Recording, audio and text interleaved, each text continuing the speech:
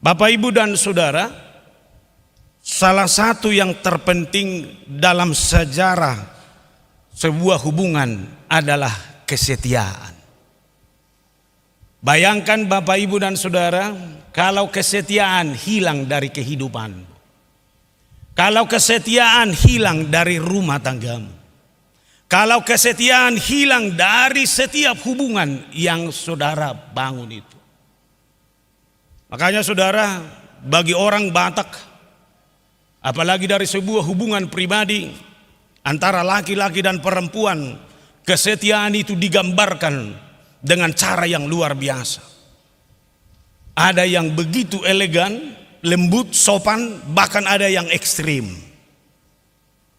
Saudara masih ingat lagu Meduda Bayon?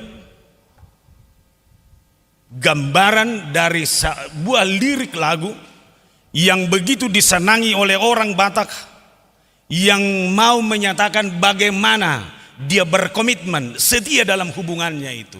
Holakona maito bunga niate ateki.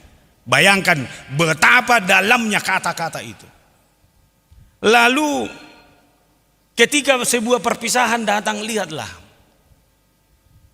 kata-kata dari lagu di tahun dia jibatai. Di sido haboloko titimi itu daktar tahun nabe, efek dari ketidaksetiaan itu. Alaya dong musedo na ekstrim. Apa itu? Ikombate di tangakku do halekmi. Bayangkan saudara. Artinya saudara, ini adalah bentuk kekecewaan yang luar biasa. Sampai-sampai dia mengeluarkan kata-kata yang ekstrim seperti itu. Maka saudara, hari ini kita mengevaluasi ulang itu apa sih definisi dari kata-kata kesetiaan itu sendiri. Kesetiaan itu dapat kita artikan dalam banyak hal. Tapi minimal harus kita katakan bahwa kesetiaan itu dapat diartikan sebagai keteguhan hati seseorang, keteguhan hati kepada janji dan pendirian yang telah dibuat. Maka kepada laki-laki, tolong ya, jangan gampang buat janji kawan. Kalau belum benar mengenak benar, nggak usah ngomong dulu, intip-intip dari jauh dulu lah. Lebih bagus lihat-lihat dulu. Nanti kalau udah ngomong, kalau tidak bisa setia, bahaya. Ganti-ganti terus kan repot. Artinya dalam segala hal itu juga berlaku. Dalam sebuah pekerjaan, orang yang bekerja juga perlu setia. Saya nggak tahu ini fenomena sekarang ini. Baru masuk 1 tahun kuliah, mak saya nggak betah. Jadi gimana? Ujian lagi lah. Mamamu nggak bisa katakan apa-apa. Ya udahlah nak, demi kesenanganmu.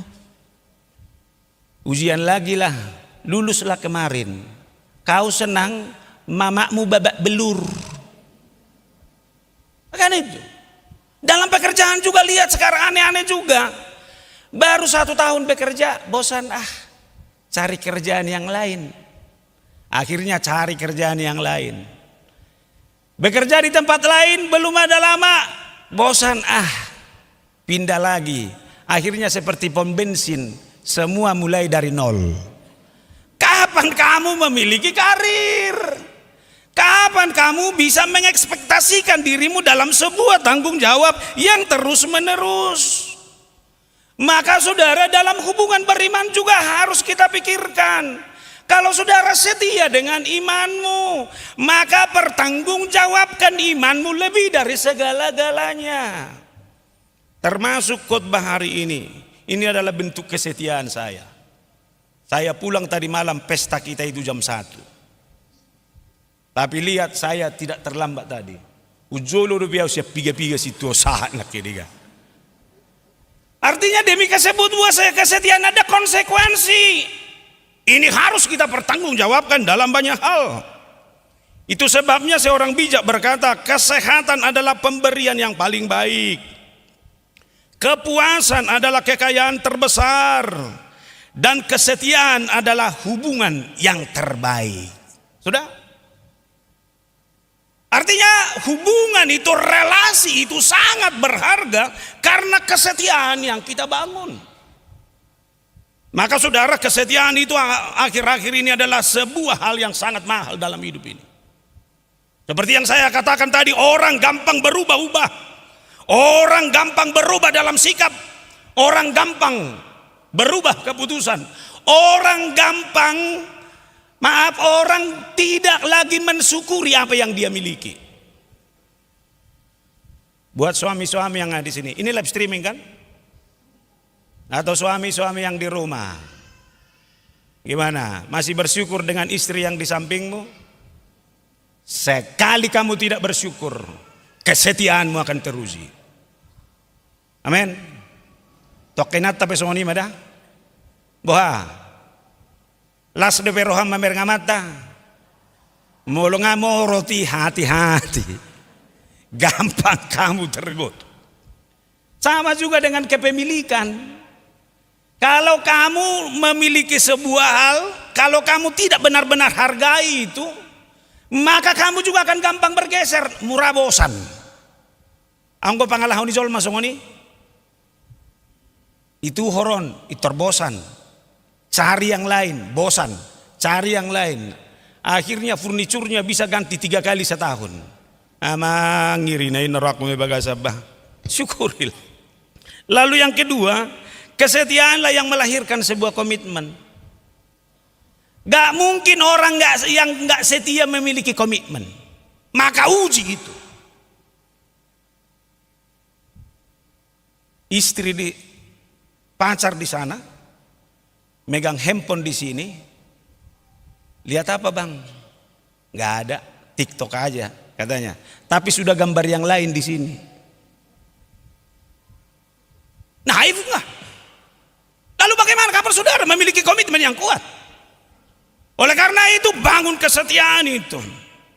Lalu kesetiaan tidak ada ruang untuk sebuah kebencian.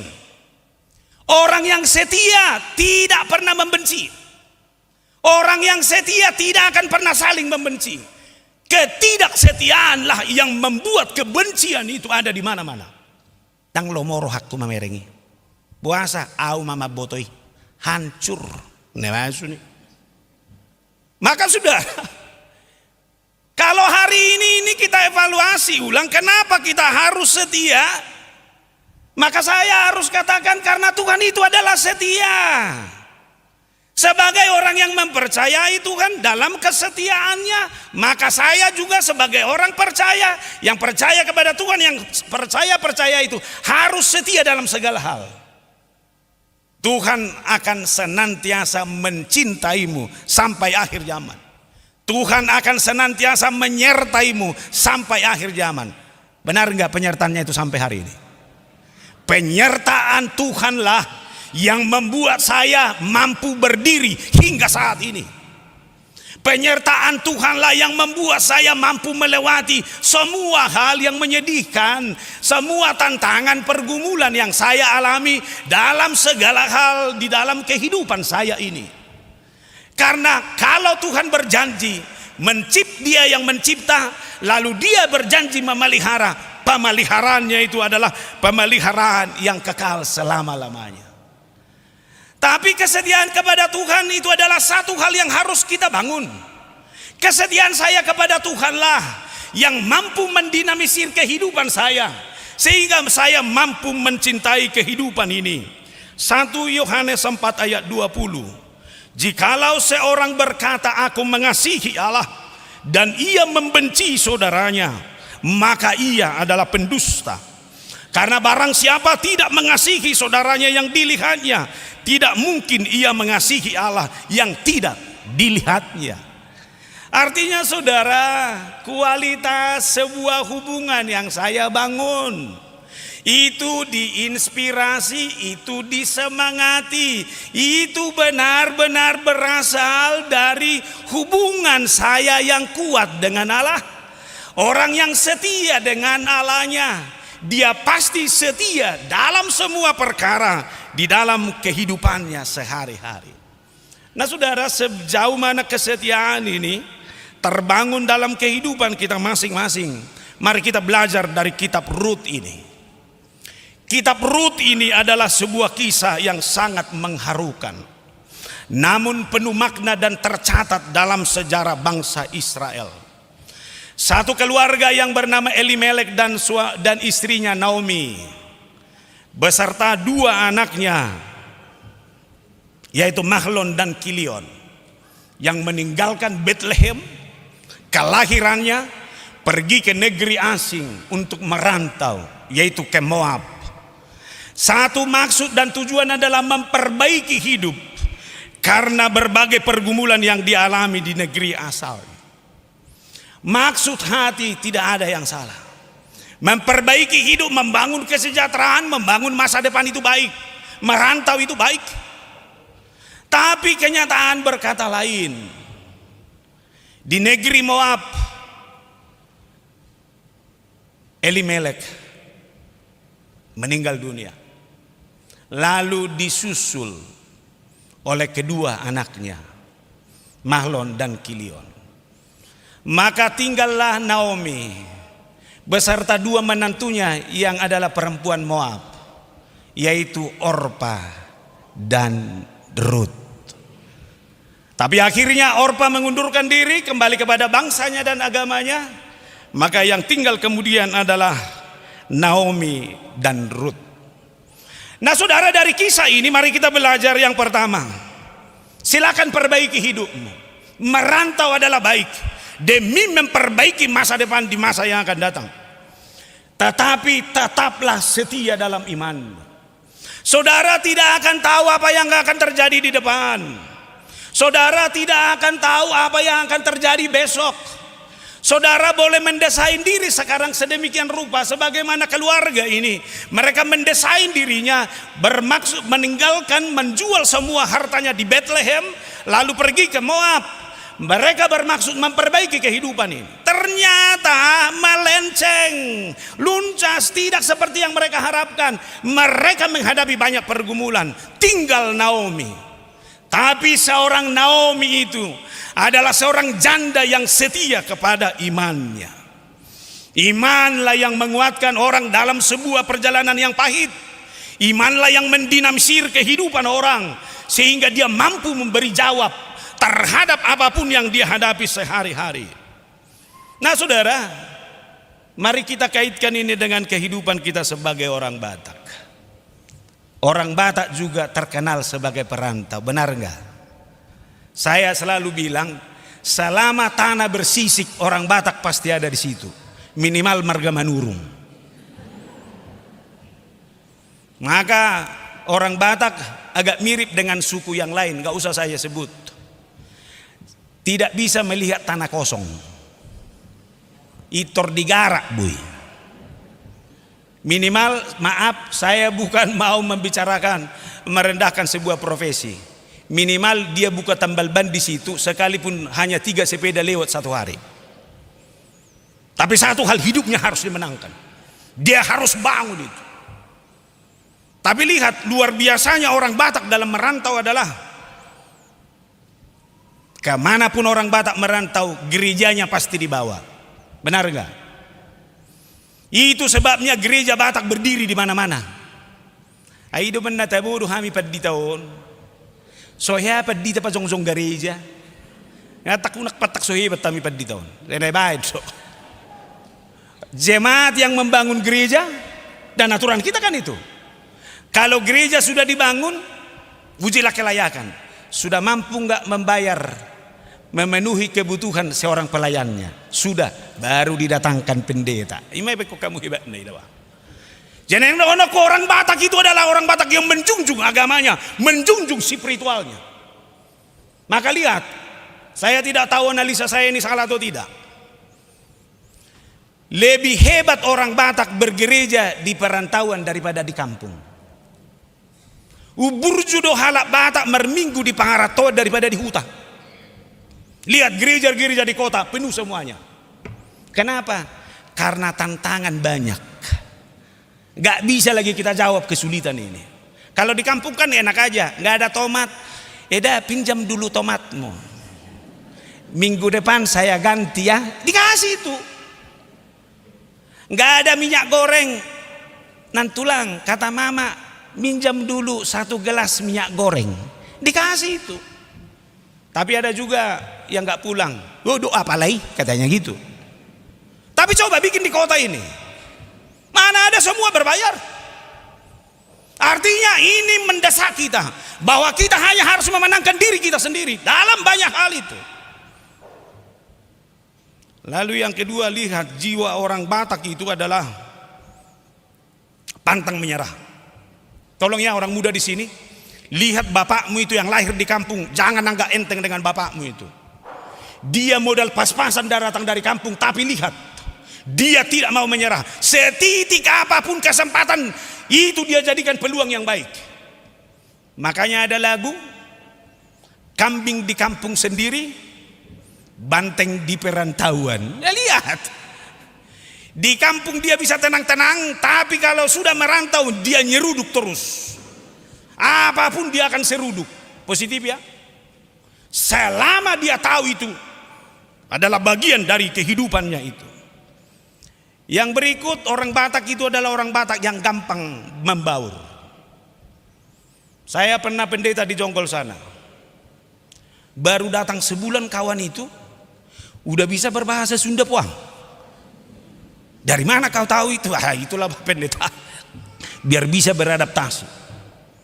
Maka lihat, adaptasi orang Batak adalah adaptasi yang luar biasa dalam segala kondisi. Makanya saya heran dengan orang muda sekarang. Udahlah Pak, kenapa? Menyerahlah aku. Kenapa? Enggak tahan aku menghadapi ini semua. Coba bayangkan, ini dari mana ini lahir, saya pikir gitu. Enggak ada orang Batak seperti itu. Ingat orang muda, ada pernah saya minta tolong pada warga jemaat mempekerjakan seorang yang baru datang dari kampung. Masuk 1 hari, saya tunggu di rumah. Waktu saya pendeta di Cilengsi sana. Gimana pekerjaan 1 hari ini? Dia kebetulan manggil Lai sama saya. Enggak tahu Lai, kenapa? Enggak ada orang itu nekor aku satupun, katanya gitu. Isi ulu memang kuling yo. Narak begas. Itulah banyak. Masa enggak bisa? Cuman lemahnya orang Batak dalam adaptasinya ada juga. Kalau 1-2 orang Batak dalam satu RT itu hebat. Si manurung yang hitam-hitam itu, om itu baik itu. Tapi kalau udah 10 orang Batak dalam satu RT, mamotong biang pejulu jabuna mah, dianggap itu rumahnya sendiri. Akhirnya tidak dia jaga lagi etika sosial. Yang mau saya bilang membaur lah, tapi hargai juga lingkunganmu. Patut dohangoluan, tois dohamagoan. Lihat, ini sebuah penyemangat bagi orang Batak dalam segala hal. Patut dohangoluan, tois dohamagoan. Ini soal etika hidup. Dia itu jujur, burju. Dia adalah orang yang bisa melakukan banyak hal, bersahabat dengan siapapun dalam segala kondisi. Ini adalah kualitas hati. Ini adalah kualitas spiritual. Siapa yang hidup dalam padokani kata-kata itu, biasanya dia akan survive dalam segala hal. Itu sebabnya orang Batak sangat setia berkawan. Nak koto sonari setia do pihak Batak nuain. Orang Batak jangan diuji soal kesetiaannya berkawan. Manuk ni pialangge kotek-kotek laumar pira. Sirang nama raliale lobian mateanina. Ini ciri khas orang Batak. Makanya bagi saya orang Batak itu adalah orang yang luar biasa dalam segala memenangkan hidupnya, memenangkan pertempuran hidupnya, memenangkan dimanapun dia hidup. Dia harus survive dalam segala hal. Lihat, secara iman kita tidak mau dilemahkan oleh apapun. Dalam banyak hal kita terus membangun itu. Maka lihat, kita selalu memimpikan itu. Waktu anak saya dulu lahir, terus ada orang mengingatkan, molong ama pipilan no pusok ngai sipadah. Apa bahasa Indonesianya itu ya? Tali pusarnya itu kalau sudah kering simpan. Loh kenapa? Biar jangan-jangan jauh nanti merantau dia. Oh saya pikir kenapa disimpan? Lebih bagus dilepas saja biar merantau dia banyak kan itu. Ketemu banyak tempat. Kalau saya pendeta di sini terus, anak saya di Amerika nanti kan enak. Pak, datang dulu ke sini, santai-santai dulu Bapak. Kan enak. Tapi saya nggak tahu. Saya mau koreksi sekarang. Saya mau minjam istilah Renal Kasali. Saudara mau anakmu seperti, maaf ya, kita ibaratkan ini, burung merpati atau burung Raja Wali? Unang saya terpilih. Ibu tohoro lapatan dia itu perjolo. Anggo memilih, nah atau apa kok? Lihat, burung merpati kemanapun dia terbang pasti kembali cepat. Kalau burung merpati terlampau jauh terbang, ikat bulunya, maka tempatnya adalah kandang dan atap rumah. Itu terus. Kalau burung Raja Wali, lihat, mulai dia gede sedikit, bulu sudah mulai bertumbuh, sudah mulai pergerakan dibangun. Lalu dia mulai belajar terbang, sekali-sekali masih dikasih makan oleh ibunya. Tapi setelah besar, dia akan dibuang, cari makan sendiri. Makanya ketika burung Raja Wali terbang, gak tahu kapan itu kembali. Pilih mana? Burung merpati atau Raja Wali? Bingung kan? Dan saya tidak mau kasih solusi. Pilih aja. Bagi saya bisa dua-duanya baik. Sebab dekat dengan anak enak. Hati-hati bulu najonokgo masih ososan. Dekat-dekat itu belum tentu nyaman. Bisa menambah persoalan. Sekali-kali datang, oh enak loh. Anakku mengirim, dapat kiriman hari ini dari anakku. Kipas-kipas oleh ibu itu kan. Anaknya nggak pernah dilihat tapi uangnya dinikmati. Luar biasa. Itu. Maka datanglah ngiri-ngiri sedap. Udah nonton? Tadi nong manotok kamu sudah. Udah kutoton dobe. Tapi ada pesan moral ya. Unang gitali anakmu. Aduh bahasa Indonesia nih teh. Ima kasih tope saya boto saruba do tahu tidak. Jangan membangkitkan amarah, kekesalan anakmu.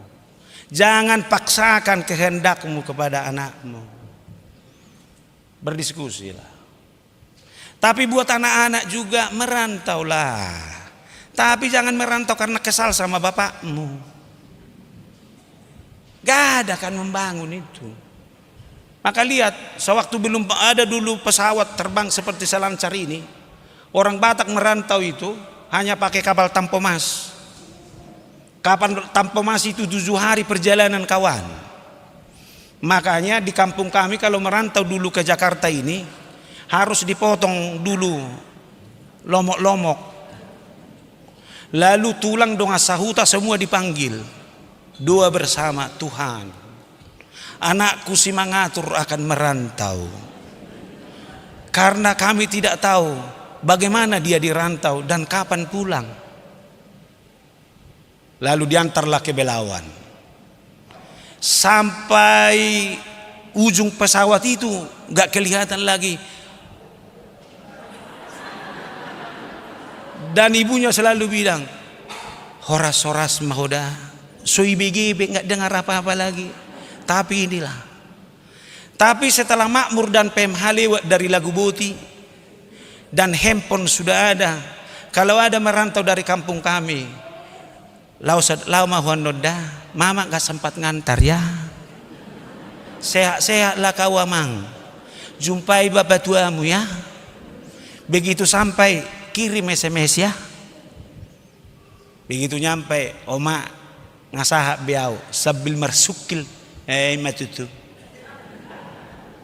Ini sekarang. Yang mau saya katakan adalah kita tidak tahu apa yang terjadi di depan. Dimanapun kita hidup, jaga kualitas imanmu, kesetiaanmu kepada Tuhanmu. Itulah yang menguatkan dan menginspirasimu dalam segala hal. Maka bertobatlah. Jangan paksakan apapun, doakan anakmu. Ini anak-anak pun merantau, kesal bapaknya gak pulang. Pulang ya. Adong iso pangaranto, mulak mau mulak. Unak kolak kepeng mikirin. Itu makanya ada lagu Uzu Dingolukom Manian. Gak ada gunanya uangmu kau kirim ke kampung, tapi kamu gak pernah pulang ke kampung. Ima taringotu sih.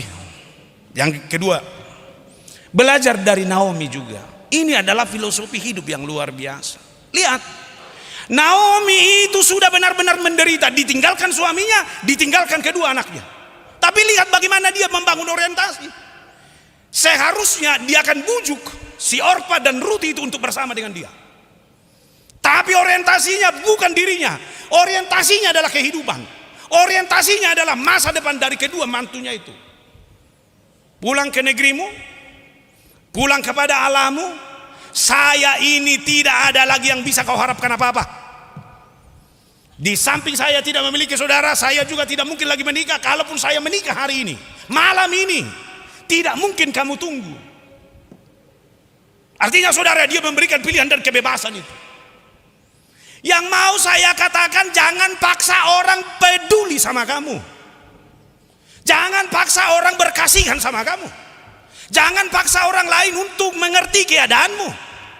Tapi bangun semangatmu. Saudara harus keluar dari keterpurukanmu itu. Bersama dengan Tuhanmu, semua hal bisa kamu menangkan. Amin. Kalau kamu diputuskan hari ini, sudahlah, terima kasih Tuhan sudah bisa putus hari ini. Itu artinya saya bisa dapat pacar baru. Maka orang yang beriman itu gampang move on. Kalau orang yang setia itu gampang bergeser melihat peluang-peluang baru. Dia akan membangun pola dan visi yang baru dalam kehidupannya. Ini yang mengarahkan dia dalam kualitas kehidupan yang terbaik di masa yang akan datang. Lihat, mana lebih banyak orang Batak bersimpati atau berempati? Kalau ada penderitaan orang lain, asirohate, kasihannya aku ladu, mau menangis aku. Kalau gitu kita bantulah, jangan gitu dulu lah. Lihat ini kualitas kita. Kasihannya cepat, berbuatnya susah. Makanya terus terang saya memiliki anak autis. Kalau ada di sini anak berkebutuhan khusus. Kalau ada yang bilang, kasihan lihat anak itu, katanya, kenapa kasihan? Kasihani anakmu. Apakah anakmu itu sudah beres apa tidak? Wah, itu hebat loh.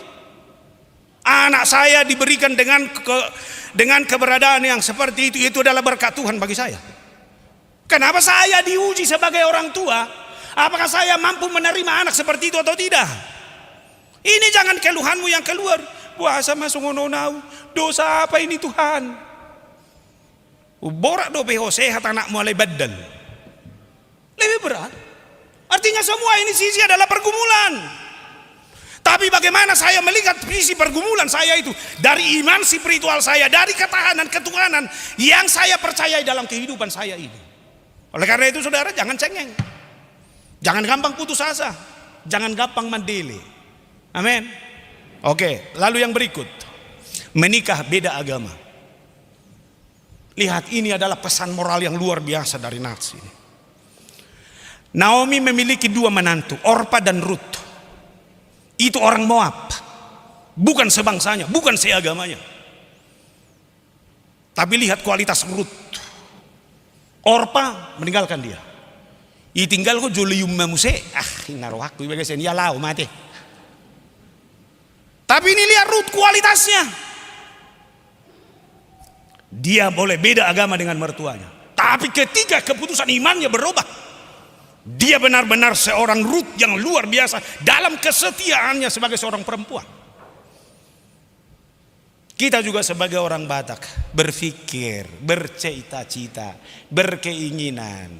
Molobo inian buruon, anak ini menikahlah dengan orang Batak, seimanlah. Kalaupun bukan orang Batak, minimal seimanlah. Lalu pertanyaan, kenapa banyak memilih perempuan lain yang tidak seiman, tidak sebudaya dengan kita? Nakacik rohamu nada mulah dah. Tak nong moru don wae kualitas ni buru Batak. Jangan-jangan kualitas perempuan Batak itu sudah berkurang. Jangan-jangan kualitas dari laki-laki Batak itu sudah berkurang, sehingga mereka memilih yang lain. Saya tidak membela. Artinya saudara, kalau saya menginginkan menantu saya orang Batak, lalu Pak Rumain saya orang Batak, beragama seagama dengan saya, minimal saya akan ajari anak dan anak perempuan saya dan anak laki-laki saya memiliki kualitas hidup yang baik. Unak kolam bermimpi kawan. Kamu bermimpi datang menantumu yang berkualitas, tapi anakmu tidak kamu didik. Maka kalau seluruh orang Batak mendidik anaknya dalam kualitas yang terbaik, maka yakinlah seluruh generasi muda Batak itu adalah generasi muda yang memiliki kualitas pribadi yang kokoh dan iman yang benar-benar setia kepada Tuhannya. Amin. Ini mata ulama. Unak kolam nomor nipi-nipi. Begitu datang menantumu yang tidak sesuai yang kau harapkan, itu medeli maho. Tapi bagi orang muda juga saya harus ingatkan, jangan hanya memikirkan dirimu sendiri, tapi lihatlah juga orang tuamu. Bagaimana kita membangun ini? Makanya kembali kepada ngiri-ngiri sedap. Harus memilih boru Sunda, lalu beragama lain. Hebatnya jadi bapaknya itu yang mau mengelek-elek boru Sunda itu pula. Apakah memang harus sudah begitu sekarang? Harus orang tua yang menyesuaikan. Tapi kita mau kualitas root itu menjadi kualitas yang kita impikan dalam kehidupan kita. Makanya yang berikut bagi saya adalah melalui nats ini, root adalah contoh bagi orang percaya sepanjang zaman bahwa Allah dapat mengubah kehidupan seseorang ke arah yang telah Tuhan tentukan. Rut boleh dari agama Moab, agama yang tidak seagama dengan Israel, tapi lihat cara Tuhan menuntun dia, dan Rut juga merespon itu dengan cara yang luar biasa, sehingga Rut itu menjadi contoh bagi wanita sepanjang zaman. Bagaimana ketahanan, bagaimana ketangguhan seorang perempuan. Maka saudara, saya mau mengajak kita melihat diri Rut itu berani mengambil keputusan yang sangat luar biasa, mengikuti agama mertuanya, mengikuti bangsa mertuanya. Dan dia bertanggung jawab akan kehidupan orang tuanya itu. Lihat. Ibrani 11 ayat 6. Tetapi tanpa iman tidak mungkin orang berkenan kepada Allah. Sebab barang siapa berpaling kepada Allah, ia harus percaya bahwa Allah ada, dan bahwa Allah memberi upah kepada orang yang sungguh-sungguh mencari Dia. Lihat. Latar belakang boleh berbeda, tapi ketika keputusan iman diambil, tetapi iman tidak mungkin orang berkenan kepada Allah. Sebab barang siapa berpaling kepada Allah, sekali lagi, barang siapa berpaling kepada Allah, ia harus percaya bahwa Allah ada. Porsi adoh wadong debata imani, Allah mampu memberi upah kepada orang-orang yang sungguh-sungguh mencari Dia. Percaya atau tiok mah?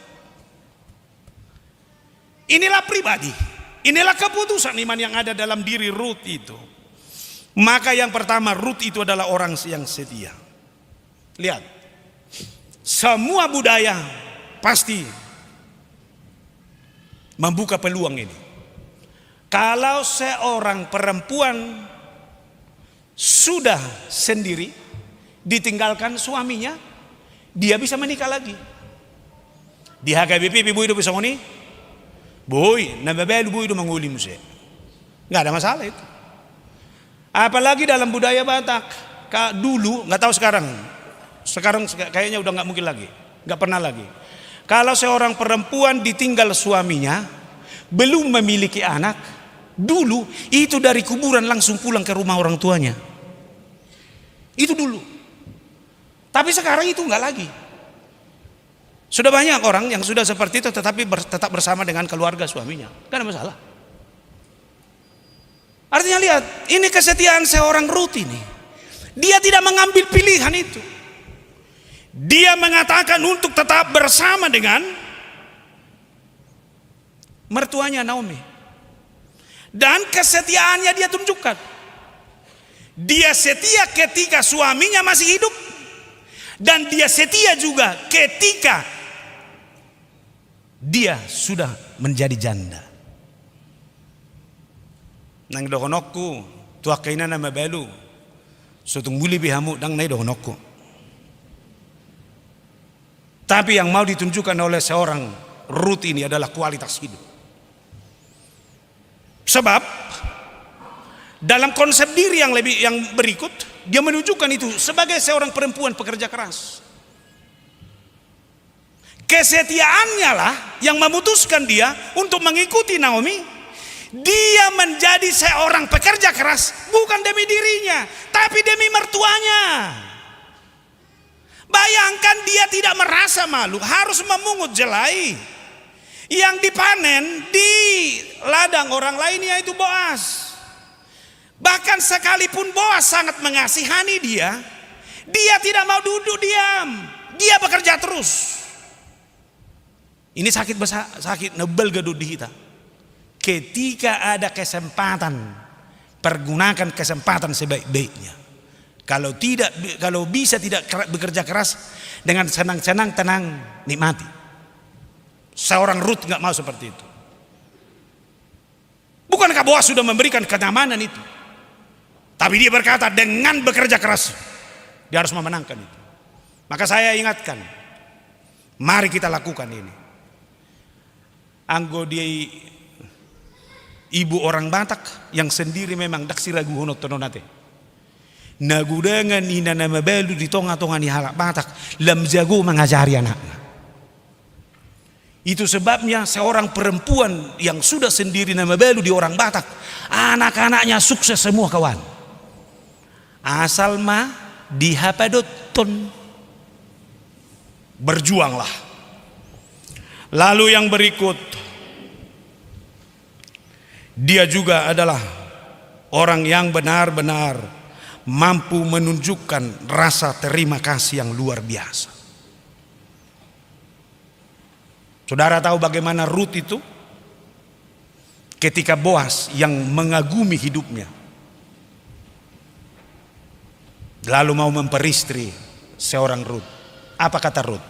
Dalam Ruth pasal 2 ayat 10. Lalu sujudlah Ruth menyembah dengan mukanya sampai ke tanah dan berkata kepadanya, mengapakah aku mendapat belas kasihan daripadamu, sehingga Tuhan memperhatikan aku, padahal aku ini seorang asing. Artinya saudara, dunia ini akan berpihak.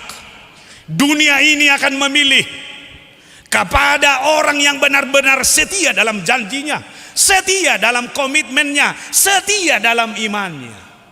Dan orang yang setia itu, itulah orang yang mampu membangun kegaguman, membangun hal-hal yang indah dalam kehidupan ini. Oleh karena itu Bapak Ibu dan Saudara, kembalilah ke dalam kehidupan. Belajar dari para perempuan ini. Jadilah orang yang setia dalam setiap perkara yang saudara hadapi dalam kehidupan ini. Tuhan memberkati. Horas, kita berdoa.